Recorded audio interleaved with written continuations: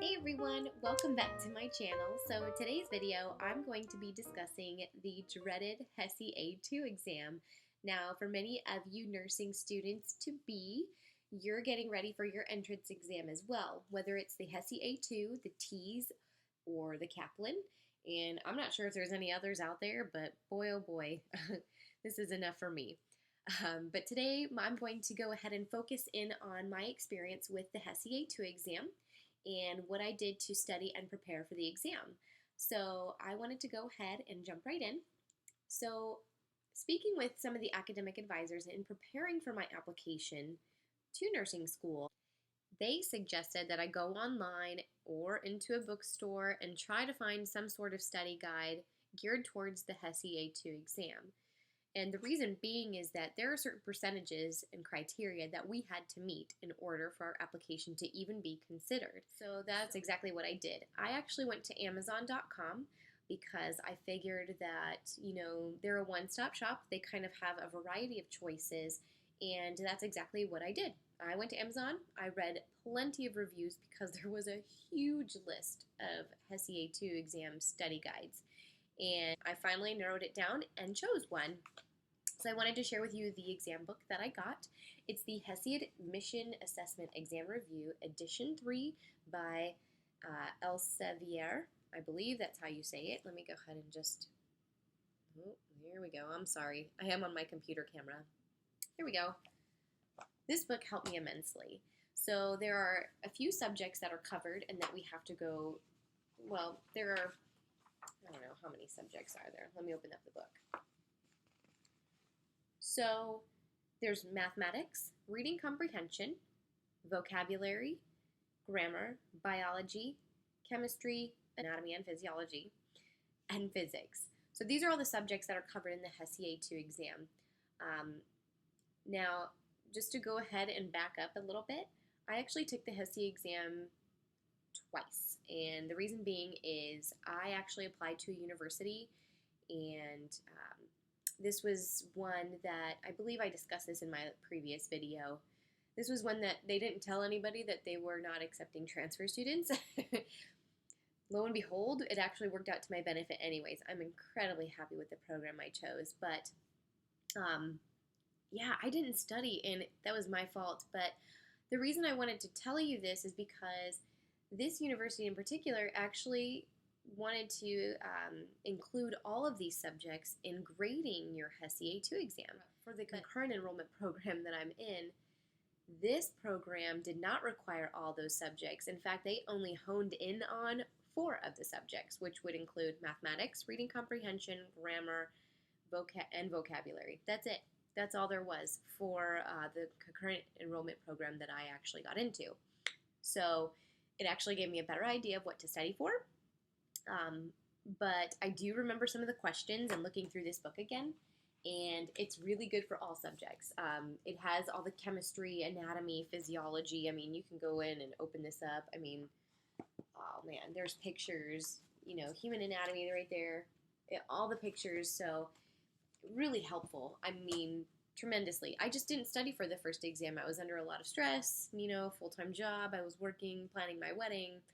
I didn't give myself the time of day, which was my fault. But at the end of the day, God had a plan, and He worked it out, and now I'm in this awesome concurrent enrollment program. But I still had to pass that Hesi A2 exam to get in. So what I did was I took my little study guide, and I literally went to Starbucks, and I sat down, and I just read through the chapters. These chapters are not very long. The mathematics, let me see here. Mathematics is only maybe 35 pages. I'm sorry, it's less than that. Yeah, it's about 35 pages for the first chapter for mathematics, and it's literally a workbook. And literally, it's math basics, guys. I mean, it talks about percentages, fractions, proportions, multiplication, subtraction, addition, division, all these things that you need to know these basics before you actually get into the program, because most of your math is going to be medication conversions, which thankfully enough, I am a pharmacy technician by trade, and so I I already know a lot of the proportional math equations, but going through this book, it was really helpful. I actually went through and taught myself fractions again. It was pretty crazy. I sucked at fractions, I think, back in elementary school, and I look at it now and I'm like, how did I not know how to do that? So this book has been really great. It also has an answer key in the back of each chapter. And so I went through and I tried to do my best. I went through and I worked out each problem, and I was like, cool, at least I know there's an answer key to check my work at the end. And that's exactly what I did. I plopped down at that Starbucks and I went through each of the subjects. Because they were only about 30 some pages each, it was pretty easy. I was able to sit there for maybe 4 hours, 3 to 4 hours, and get through everything that I needed to cover. Vocabulary was pretty awesome. You know, it has a glossary of, you know, the words and the definitions, and some of them medical, some of them not so medical, but either way it relates to the medical field. So it was great. Then the reading comprehension, the reason I'm going through this is because I really want to give you guys a good idea. Not to sell you on this book. This book was purchased by me. I'm not sponsored by anybody, but it was purchased by me, and I really liked what it did for me. There's a grammar portion. You read through it, and then you go ahead and they give you practice tests, and then you go through and check your answers at the end. So, you know what? I'm going to go ahead and leave it at that, but it's wonderful. There's some multiple choice for the grammar and vocab, which is great. So I wanted to tell you what my scores were without studying versus with studying, because I was able to do that comparison and contrast because I took it without studying, and then I actually studied, and who knew, I aced it. Easy. So when I took it for that first university, when I originally applied, our criteria was a 75% math and 80% reading comprehension, grammar, and vocabulary. They put kind of all of those together. You still score individually for them, and then they put like an average at the end for those. So when I took it with this particular university, I only had, it was a 79% for grammar, reading comprehension, and vocabulary. And I was like, really? I was a previous communications major. That can't be. And I had a 72% math. So I barely was underneath, and I should have passed with flying colors.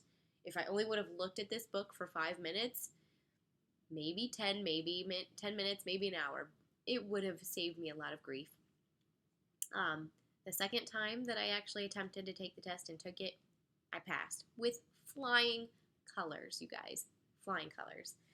I went back in, and my math was a 92%, and my reading comprehension, vocabulary, and grammar overall together was an 86%. So passed with flying colors. I was like, oh my gosh, all I had to do was just go and review.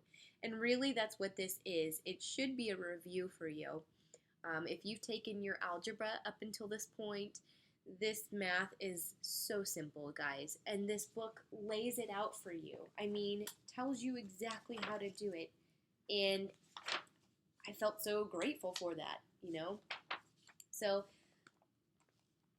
this is how I studied. I literally took this book, and I spent a little more time, you know, like I said, I went to Starbucks, I sat down, and I focused.